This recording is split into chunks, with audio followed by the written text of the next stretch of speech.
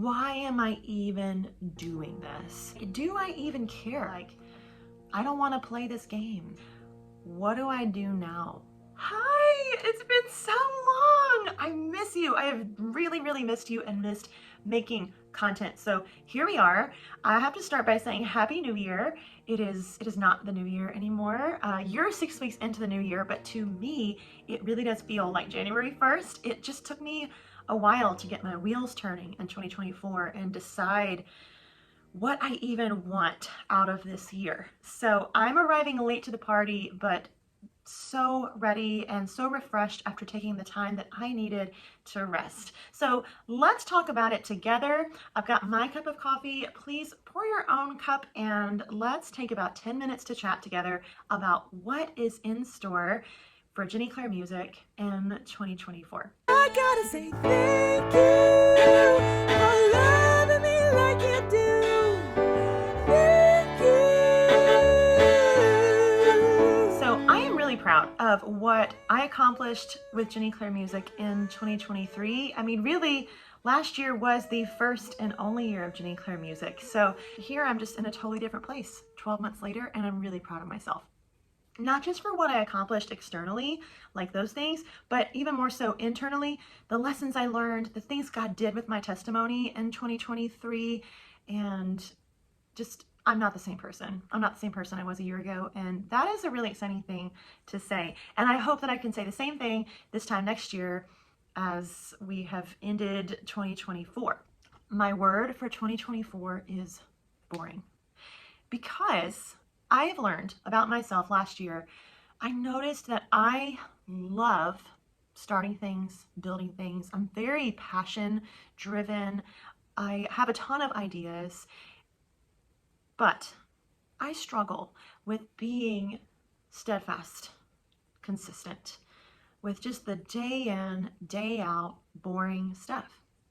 And I learned last year that the exciting stuff is always built upon the boring stuff.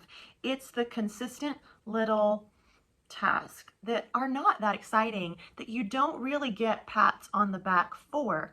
It's all those kind of things that make the really big stuff, the really shiny stuff possible. So I did do a lot of exciting stuff in 2023, but I think I could have done so much better if I had been more willing and determined to just keep doing the boring things. So boring is my word. Let's have a very exciting year that is exciting because I was willing to also first do the boring.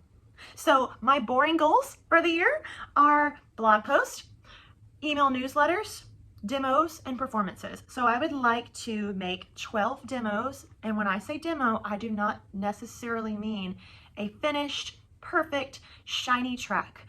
I mean just making the demos so you can hear what they are and people can have a better sense of what the music I make is. It is really great, and I think even when the tracks are not super fancy, the music really does speak for itself because it's good.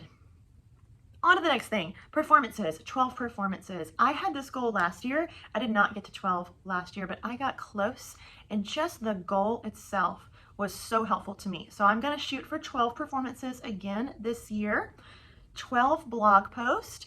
I did start the blog last year. It was really good and I loved doing it, but I've got to be more consistent in it. So 12 blog posts this year and 45 email newsletters.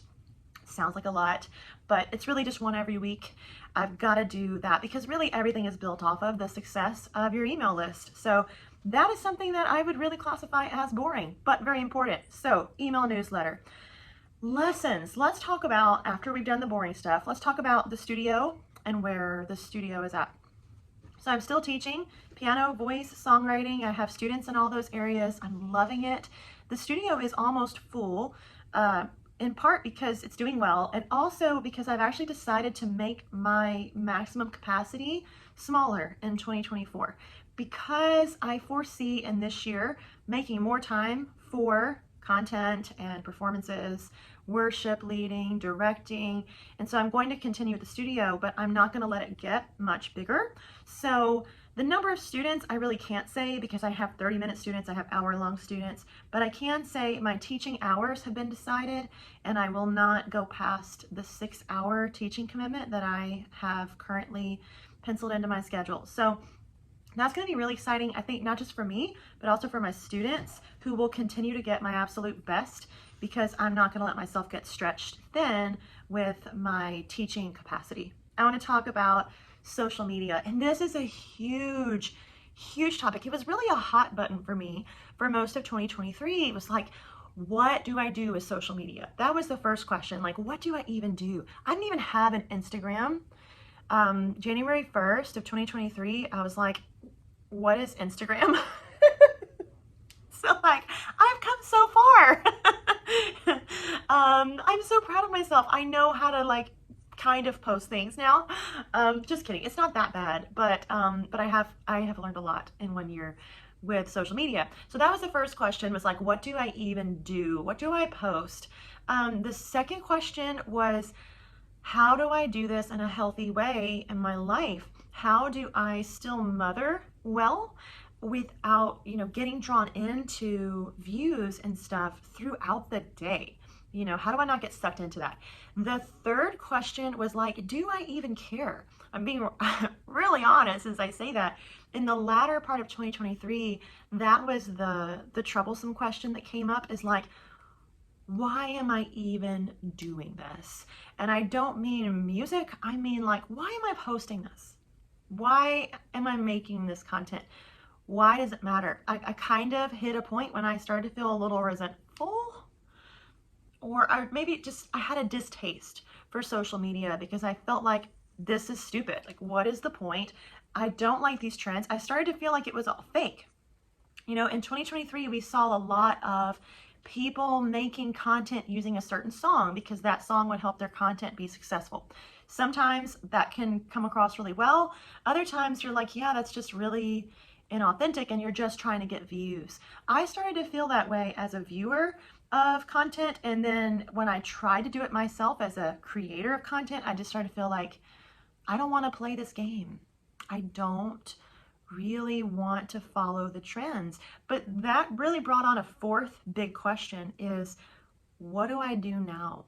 Because we do live in a world in which, if you want to be successful in something, or you want to be obedient in a calling God has on your life, if that calling has to do with people, customers, connecting with people, or people being able to see your credibility, any of those things really hinge on social media and content and viewers, and people knowing that you are consistent, and people being able to find you and get a sense of what you represent.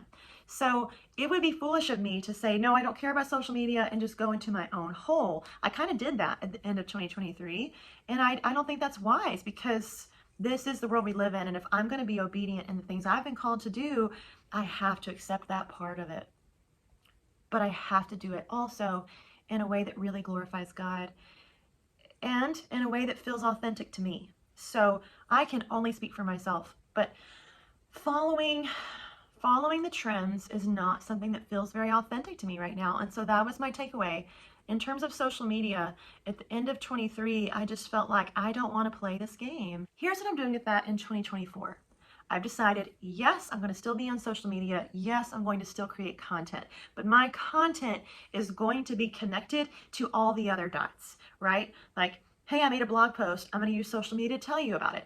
Hey, I just made a cover song, or I'm working on a demo, and I'm going to use social media to keep you up to date on that, because it's fun and I care about connecting with you. And if you care about what I'm doing, you can find me there and stay up to date on some exciting stuff. I want to see social media as just that vehicle, and it's hard to do. It's easier said than done to use it as a vehicle, but not use it as a source of validation, and not use it as this quantifiable measure of success, because so much of what we see on social media is quantifiable. How many likes, how many views, how many responses, and that's what's challenging, is if the quantifiable stuff doesn't show, you feel like, oh, it doesn't matter, or I didn't do a good job, or nobody cares. And I think that that's just a lie. I don't think that the quantifiable stuff tells us all of the facts. I think that there's it's possible to create content that is meaningful and helpful to someone and not see that in a number. And that's something I have to remember in 2024. A really exciting thing I've decided for 2024 is to meet you here on YouTube. I know YouTube is a big thing that people want to get thousands of subscribers for, and that's really awesome. I know some people that are really successful in that area, and I think that is such a huge accomplishment, and I respect it so much. And I wouldn't mind having those number of subscribers, but I will say that's not really why I'm getting on YouTube here. I just love to connect with people verbally and I don't really want to have to keep condensing everything down to 30-second chunks in reels and stuff like that. I want a place where I can just really talk with you and let you know what's going on in a less polished way. I'm not really trying to be super fancy or polished here. I think with most of the things I do, I need to start lowering the bar. So that feels painful to say because I love keeping the bar high, and that's always been my strength as a teacher. If students come in and I'm like, here's the bar, I know you can reach it, now do it. And they do, and they accomplish a lot because I don't let them think less of themselves, and I don't think less of myself in my own work either.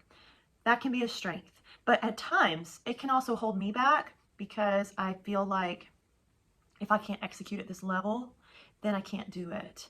And the truth is, I just need to execute. Sometimes you just need to keep executing, and the level naturally increases over time and repetition. So all that to say, in terms of YouTube, I want this to be a place where I'm just real and not necessarily super polished or super edited.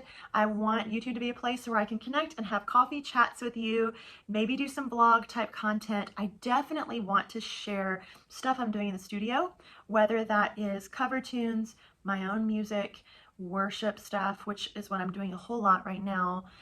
YouTube is going to be a great place for us to meet on that kind of stuff. I'll continue doing social media in terms of my day-to-day. I'll continue sharing that in stories, and I will be making some reels. But once again, I think that reels and posts for me are just going to be things that connect to the other commitments and other goals I already have. I'm not going to let reels and posts and views and likes be the thing I have to accomplish every day. Instead, I'm just going to focus on, again, my word of the year, boring, right? What is the boring thing I can do today? I can write a blog post. I can get that newsletter out. I can work in the studio on recording projects, which is really not ever boring, by the way. But you do have to be consistent in it in order to really finish things, you know? So those are the things I'm going to focus on, and as a byproduct of that, sometimes reels and posts will come. And when they do, awesome. And when they don't, I'm not going to let myself feel shame over that or let myself think that my value is connected to the status of my accounts. I want my accounts to just be a place where you can go and see what I'm doing if you need to know what I'm doing or you want to know what I'm doing. And if you don't, like, I invite you to leave. Like, if I am just more noise in your life in terms of people that you're trying to keep up with, then leave and come back. If you want to come back another time, come back. But, you know, social media is not where any of us need to feel obligation or get our validation or connection, our real connections needs met. This is just the starting point. You know, this is just the starting point for me getting to know you and you getting to know me. Oh, I can't wait for 2024. I feel refreshed. Thank you for being patient with me as I rested. So for those of you who are still here and ready to support Jenny Clair music after my rest, I'm so thankful for you. I hope you had a wonderful end of 2023 and beginning of 24. Please comment below what your word of the year is. Maybe your year is exciting and you and I could be opposites of each other. Let me know what your word of the year is. Let me know just what you are moving toward. And have you ever felt the need to just crash and rest? Have you been there? Because that is certainly where I was, and I'm really refreshed and happy to be back. And I've missed you. So thank you for watching. I hope you enjoyed your coffee. I don't think I actually drank any. It is cold now. So I'm going to go finish that. I hope you finished yours, and I will catch you later. Bye.